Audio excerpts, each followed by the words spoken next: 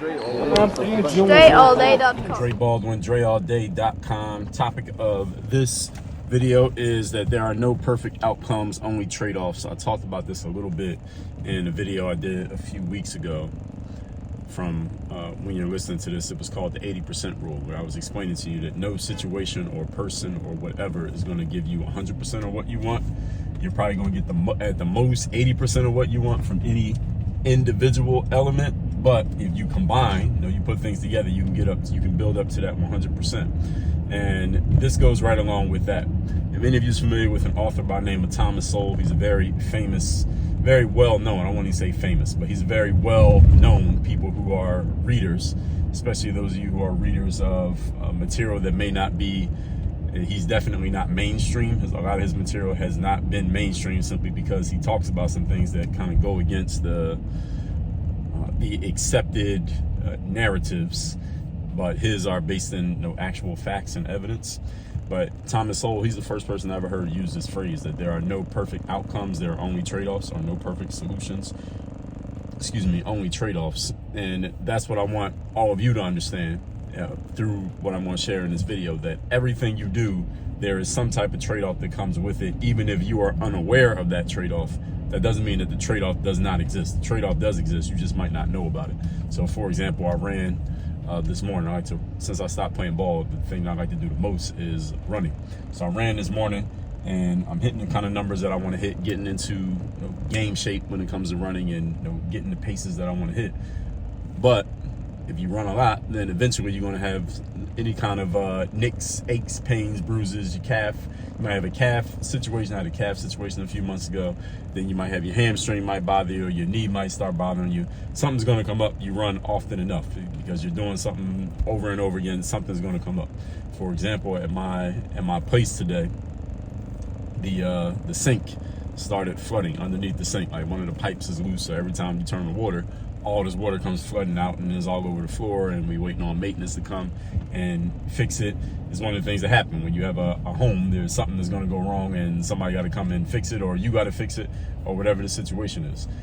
And even with human beings, whatever it is that we like to do, usually there's some kind of trade-off that we had to deal with anything that we enjoy doing. For example, my thing is, like, a lot of people have their thing that they do personally. So some of you like to drink, some of you like to smoke, some people like to take illicit drugs. I don't do any of that stuff. I like to eat candy. If I do anything that's kind of like a bad thing that you would call a vice, I would say I like to eat candy. So I order from GoPuff, stuff like that. And I'm gonna get GoPuff to be a sponsor of my podcast, by the way.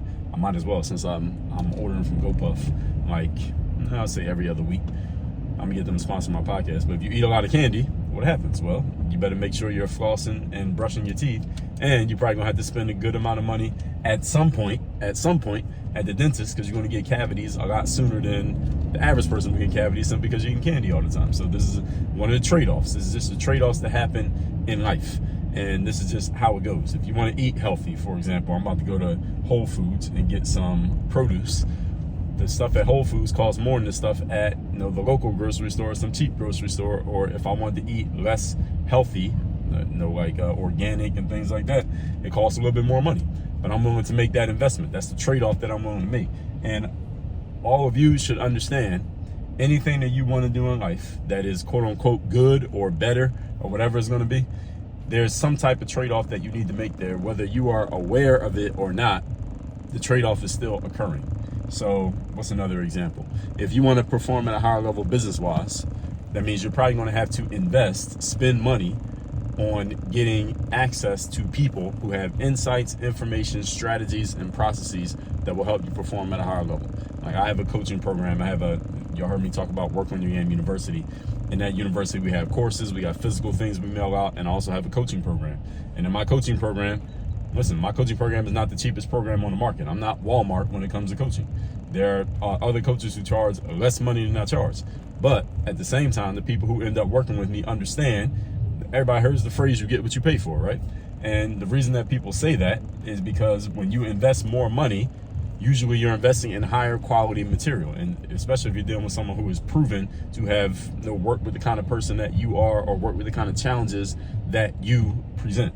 And that's one of the trade-offs. And at the same time that I charge more than the bargain basement for what I do, I'm willing to pay more than the bargain basement. So I invest in programs the same way that I pay for programs. So I pay thousands of dollars to go to conferences and buy like the higher price tickets and the VIP passes and all that stuff.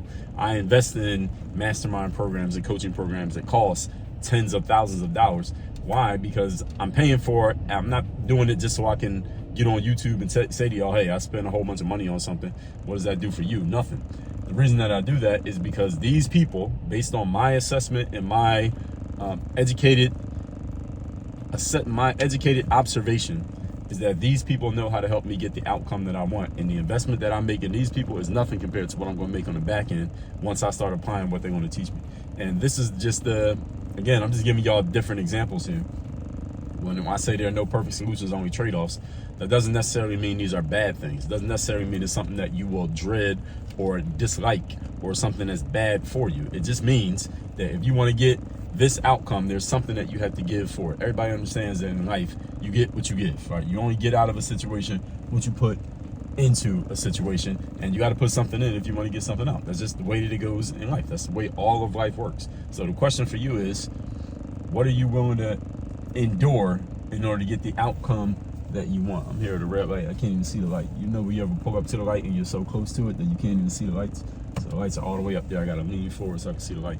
But anyway, hopefully this idea, this concept alone helps some of you understand that, all right, I know I have to give up something in order to get something that I want in my life. And any of you who's trying to get, as they say, something for nothing, you know you're going to end up losing in that, right?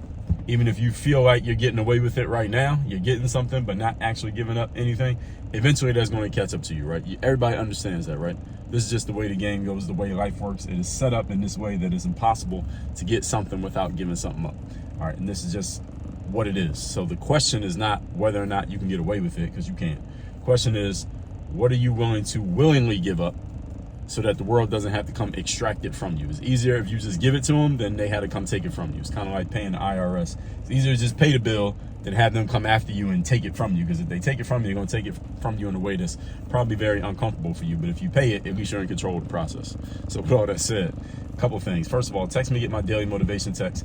As of this recording, I haven't been able to respond to my text messages. There's some technical issues on the back end. The text is still going out, but I haven't been able to respond to the text. So if you sent me a text in the last week and I haven't responded to your text and it's something that I might respond to, send me an email. My email is just dre@dreallday.com. That's the daily motivation. Text me, let me know the best insight you got from this video. Once we get it fixed, I'll be able to see everybody's text and all that stuff. Hopefully I don't lose all the texts that people have sent the last few days.